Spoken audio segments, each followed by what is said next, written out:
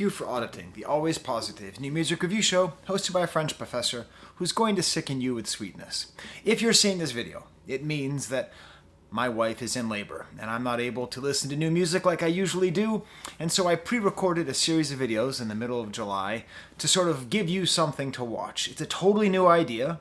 I'm just spitballing here, and I wanted to really do something where I really focused on songs that I think are great songs, but that are maybe underappreciated or people think are silly. So I've done the hamster dance, I've done Octopus's Garden, and now I'm going to do the best song of 1970. So, 1970. I mean, okay, you know, it's tough. There's some pretty good songs from 1970. The entirety of Let It Be by the Beatles, for example, or Loaded by Velvet Underground, or, I don't know, Who Knows by Band of Gypsies, or, I don't know, War Pigs. That came out in 1970. After the Gold Rush came out in 1970. My favorite version of Substitute by Who Live It Leeds came out in 1970. You're not up for rock and roll? Oh, how about Bitches Brew? Pharaoh's Dance. I'm not going to be talking about any of those songs. I'm going to be talking about the Carpenters and their song, which was number one for 4 weeks in 1970, Close to You.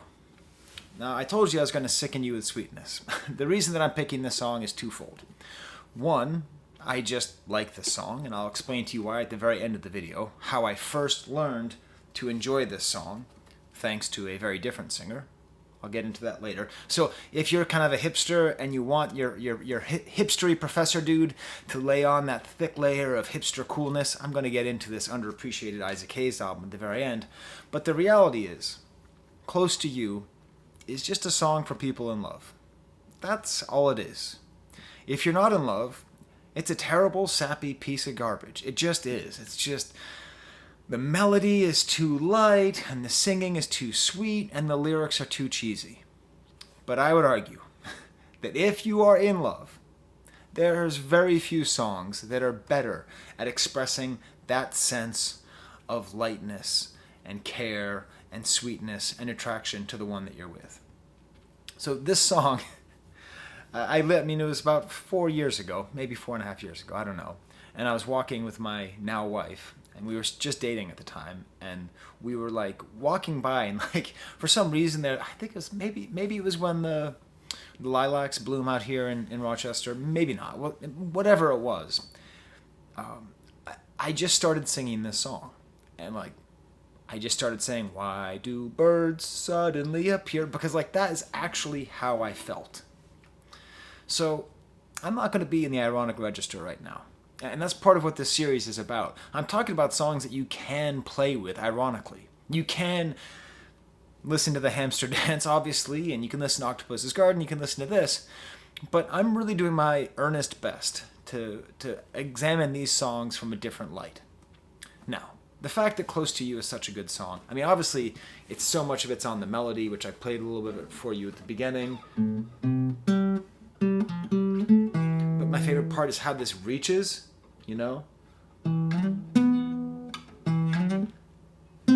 It's that going up to that high note right there, Like that's the sweetness, That to me is the basis of the melody. And when we're talking about this song, sorry, I've got records and CDs flying everywhere. Look at this. Look at this behind me. This is just a whole mess going on over here.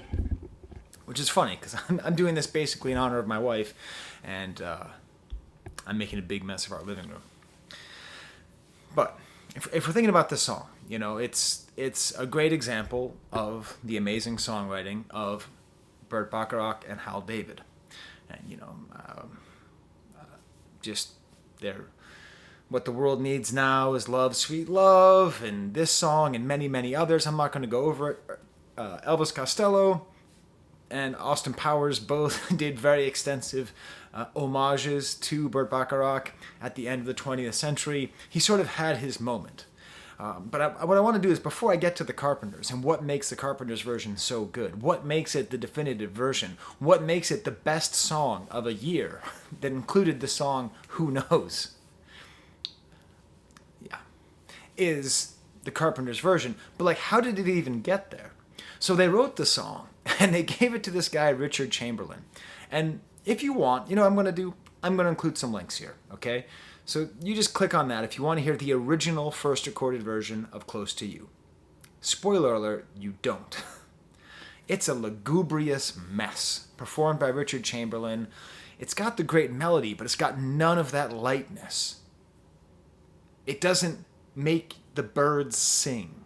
It's like, why do birds suddenly appear? There are some nice things, like we have that little part of what makes it such a great song is there's a little tinkle of the piano at the end of the chorus. Diddle-doo, diddle-doo, which we hear for the first time. But this song does not need a male crooner.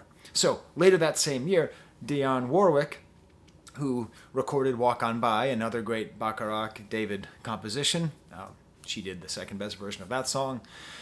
She does her own hand at it, right? Because they sort of write music for anybody. And so Dionne Warwick does this great thing with this really great jazzy phrasing and great melody work, but the piano is plodding. It's not light. It's not a bird. That's the thing is, the song is called Close to You. But I've never called it Close to You in my entire life. I call it Why Do Birds? Like, that's just what I call it. It's my ringtone for when my wife calls me. It's true. Every time my wife calls me, I hear the following words. Why do birds? That's what it's really called. So I think you could sort of think about the different versions. Some of them really emphasize the close to you. And I think the best versions emphasize the why do birds. But still, great bass on the Dionne Warwick version. When she sings the chorus, she's slightly behind it. The chorus is the weakest part of the songwriting here. Do, do, do, do, do, do, do, do, do. It's a little bit plodding here. But Dionne Warwick does a great thing where she's a little bit behind it. Oh yeah, if you want to listen to it, it's up there. Really, it's a much better version. She plays with it, improvises with it at the end. Then there's a very important version, which is going to ultimately lead to the Carpenters version, which is performed by Herb Alpert and the Tijuana Brass, which they didn't release until like a rarity thing. It's like a South American percussion. It's unreleased. The drums are sick. There's some ridiculous cowbell action going on here, but it's unrecognizable. It is like someone tried to break the song.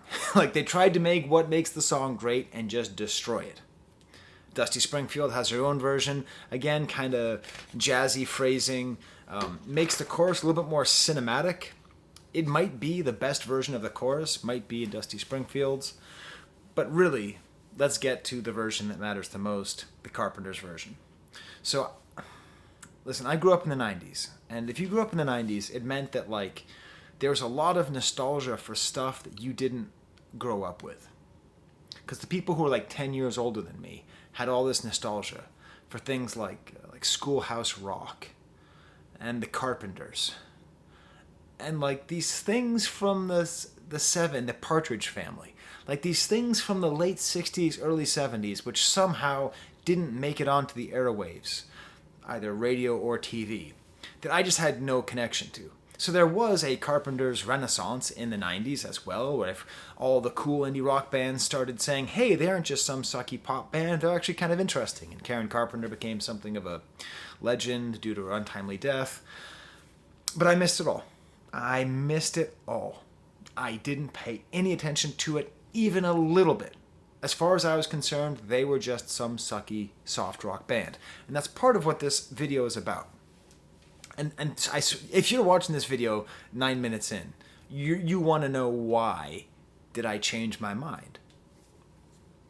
It's about my relationship to irony and my relationship to contrarianism. When I was a young man, like many young men, especially young men who think that their intelligence is what makes them interesting, I was really into being edgy. And anything that I heard that I thought was too soft, which I didn't understand, it was probably actually too feminine. I was a misogynist when I was a young man, like many young men. Anything, like, I wanted it to be War Pigs. I want it to be hard. I want it to be yelling. I want it to be metal. I want it to be punching. I want it to be force. I don't want it to be love, but I might want it to be sex, okay? So, of course, I had heard Close to You hundreds of times growing up. In supermarkets, in line, never in the elevator, because my entire lifetime there's never been any music in any elevator. That's a long time ago. So, the fact that I came around to the song is pretty wild. And it's really because it was when I was really, truly in love. Like when I had finally met somebody who really matched me, where I didn't feel like I had to curtail who I was. I didn't have to turn myself down. I could just be myself at 100%, like where I could feel that way, like safe and loved and cared and excited. That all of a sudden, the next time I heard this song, and then I think about it, it works. But what is it? Beyond this sappy stuff about I love my wife, yippee-doo.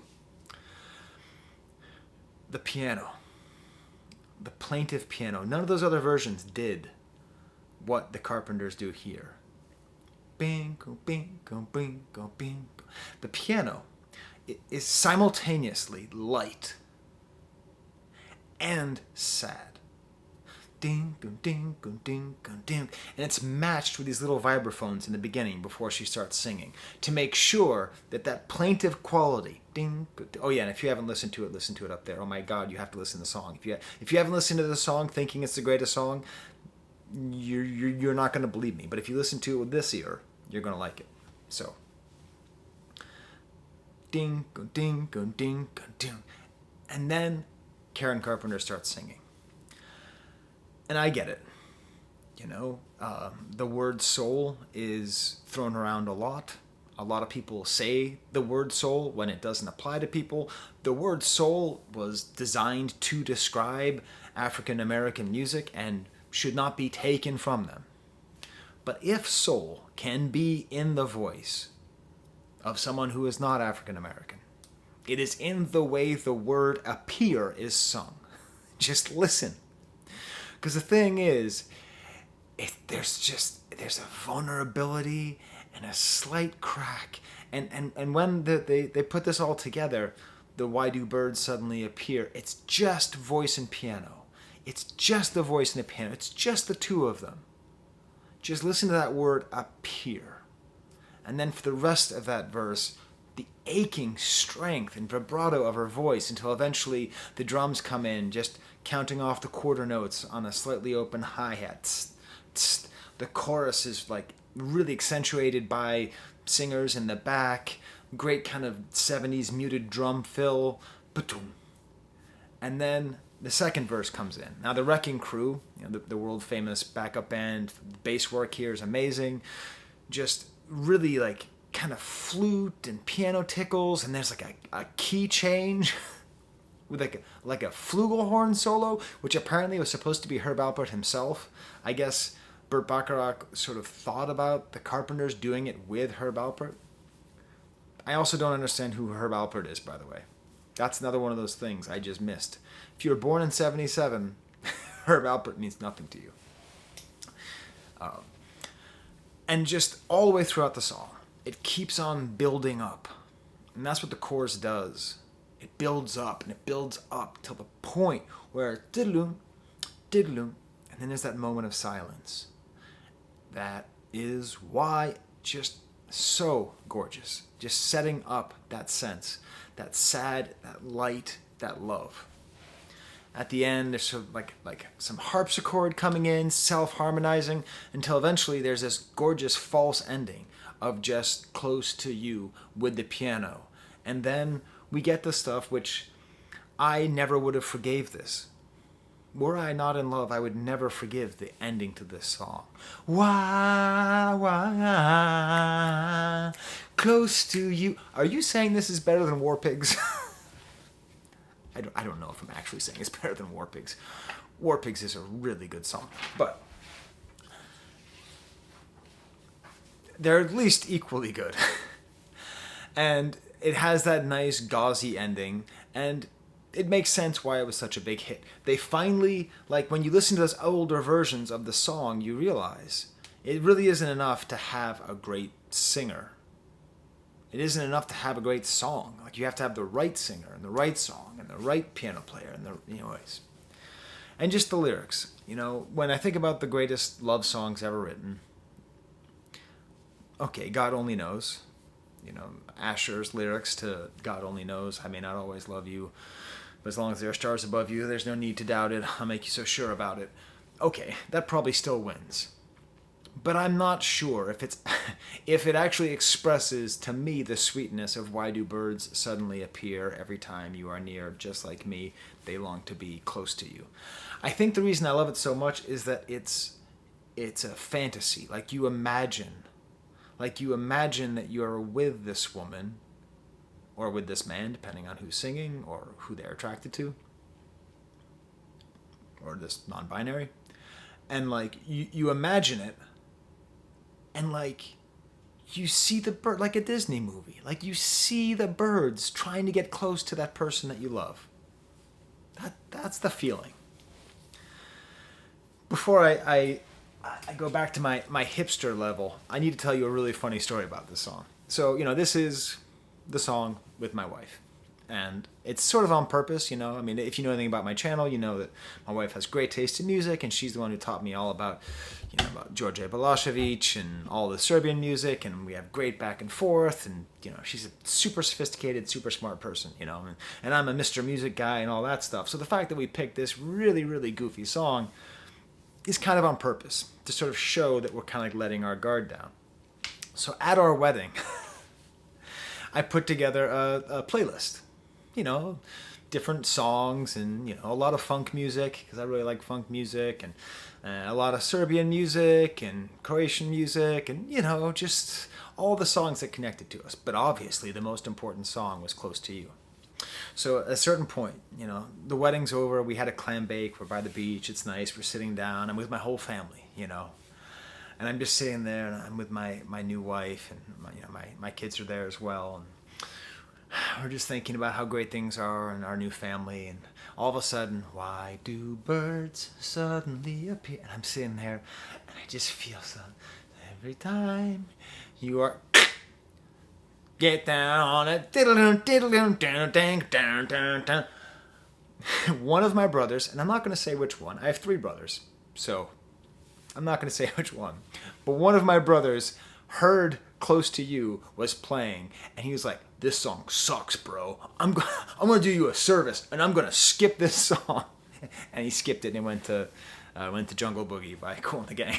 So, anyways, it's just a very beautiful and funny moment where, like, at my wedding, when my song with my wife was played, it was skipped.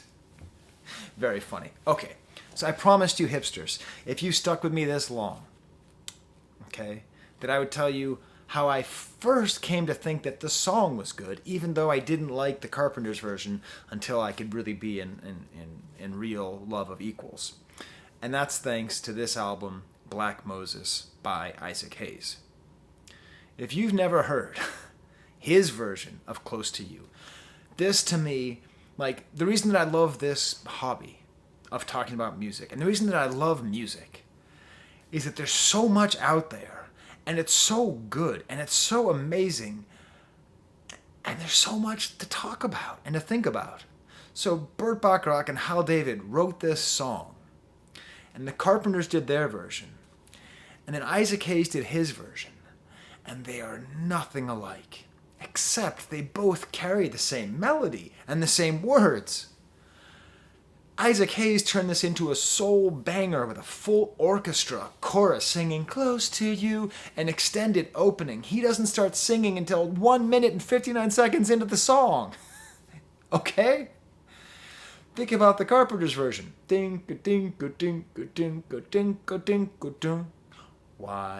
Whereas Isaac Hayes just lets it ride for this 9-minute song. Okay?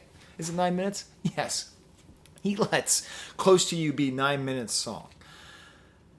The chorus is a complete and total beat change with this almost like break beat and flutes. It's like he wrote a whole nother melody to it. And this is the thing. We have just these great songwriters who make this music, And then you have one of the most important American artists of all time doing this to it. But he's riffing off of what the Carpenters are doing. This great master of soul and R&B. You know, like, I mean, he literally calls himself Black Moses, okay? Is recording one of the songs that's so lily white, you can't even comprehend it. But they both extract the soul out of the song and spread it and change it. And then, like, we get to drink it in and we get to just think about, oh my God, Isaac Hayes and the Carpenters had the same information and put out two amazingly, blindingly wonderful pieces of music. Okay, I've got to edit. I'm sorry. I finished making the video, and if you watch my channel, you know I don't like to edit things together. But what happened was, I went for a drive with my wife. We went to Wegmans to pick up some food, and we listened to Black Moses, Isaac Hayes, and we listened to his version of Close to You, Why Do Birds? So we listened to the Carpenters version, and then we listened to this. It was a very meaningful moment, and we were crying and saying how much we loved each other. That's actually true. But what I realized was, in my previous draft of this, I oversold myself and I undersold the version of the song.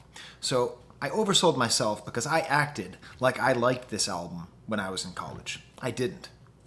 You see, what happened was, I was in college and I liked the movie Shaft and I liked the soundtrack, and I thought, oh, Isaac Hayes did something else, and I bought this album. But when I bought it, you see, the first thing I did was I opened it up and I read all the credits, the liner notes. And I saw that with the exception of like a couple of sort of spoken interludes, he didn't write a single song. Isaac Hayes didn't write a single song. So this was still the point where my understanding of music was way stunted. And of course it's very funny because Isaac Hayes is one of the great songwriters in American history, but he also happens to be a great interpreter of other great songwriters, which later on in the video I'll be talking about another one of his songs that he covered. So I listened to this like 3 or 4 times in college. When I saw that Portishead sampled this album a couple times, I gave it a couple more chances because I thought, well, Portishead is smarter than I am. Maybe they know something. But I think it speaks to maybe my desire and maybe your desire, if you're like me, to just this sense of like authorship, and that like we have that we can't really respect interpreters because they're not creating it. And this is where I want to get to how much I underestimated this version. This version has basically nothing to do with anything Bacharach and David did. It has elements of the chorus. It has elements of the melody. It has most of the words. But he creates, he adds that into the song. What I just said right there is nowhere in Herb Alpert, nowhere in Dusty Springfield, nowhere in the Carpenters. He just adds this little funky guitar. The whole song is completely reconfigured, completely redone. Isaac Hayes did this with all of the music that he covered.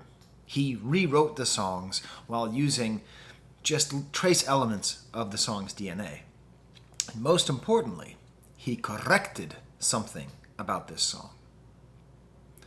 He corrected the chorus. Now listen, the chorus to this song, Close to You, is good, I think, because of the way it sets up the lightness of the verse. Bum ba bum ba bum ba bum ba bum ba bum ba bum ba bum ba bum. Diddle-doo, diddle-doo. That is why, okay? But in general, the chorus is the weaker part of the song, in terms of its melody, in terms of its lyrics. So Isaac Hayes, in his 9-minute version of the song, only has the chorus once. And as I already mentioned, he just, everything drops out, and there's like basically a break beat, which has just been used, I think I looked it up 15 times in hip-hop, this little break beat. Ghostface Killah used it on the song. You know, it doesn't sound anything like Burt Bacharach, Hal David, or any of the other versions of the song. But the other thing that he did is he corrected the worst lyrics in the song. You see, the original lyrics to the song are they sprinkled moon dust in your hair of gold and starlights in your eyes of blue? So there is a Eurocentric bent to these lyrics, right? Blue eyes and blonde hair, and that's what's the most beautiful thing, and that's who the song is about. Of course, an infinitesimal fraction of human beings on this planet behind me have blonde hair and blue eyes. And it just sort of reinforces these Eurocentric images and thoughts about beauty. And even when the song is gender swapped, you know, when Karen Carpenter sings it, she still sings about someone with blue hair and blonde eyes. So, you know, my wife doesn't have blonde hair and blue eyes. She's like the majority of planet Earth. So even though this was like our song, that part always bugged me a little bit. But Isaac Hayes, who of course was a great figure in Black Power and Afrocentrism, changed the lyrics to sprinkled moon dust in your hair and I see heaven when I look at you. Perfect. Perfect. He's not saying brown hair, brown eyes, this or that. He's enlarging the poetic scope of this song to go beyond the stars, because the song is already about birds and stars, so like it kind of keeps going up into the cosmos, right? Why do birds and then stars fall and then stardust, and now he's going beyond stars into the ethereal plane. I see heaven when I look at you. So I hate to tell you, but we both agreed that actually this is a better version than the Carpenters. My whole video, I just ruined my whole video, but I can't help it. So listen to both, would you? All right, and let's get back to whatever I recorded yesterday. If you have not spent time with Isaac Hayes' work, with Bacharach and Davis, you are really missing out. I mean, on this album, I'll Never Fall in Love Again. I'll never fall in love again. And I talk about it whenever I can. Hot Buttered Soul, the track Walk On By. If I had to listen to one song only for the rest of my life, it would be Walk On By. If I had, like, if you had to tell me, Sky, what's the one song, you can't listen to anything else, I would listen to Walk On By. That's the one song I would never get tired of. I mean, it doesn't hurt that it's 12 minutes long, but just that sensibility that he has to take these tight, perfectly written music, these little jewel boxes of construction and composition, and then just smash them. So they just whoosh and spread out. So there's my thoughts. I am, at this moment, I hope, cuddling with my new baby brought into the world. I'll probably be singing that baby Octopus's Garden and the Hamster Dance and Why Do Birds. I told you you'd be sickeningly sweet. All right. Well, until next time, tell me though, what's your favorite silly song that I could have a serious thought about? There's the camera.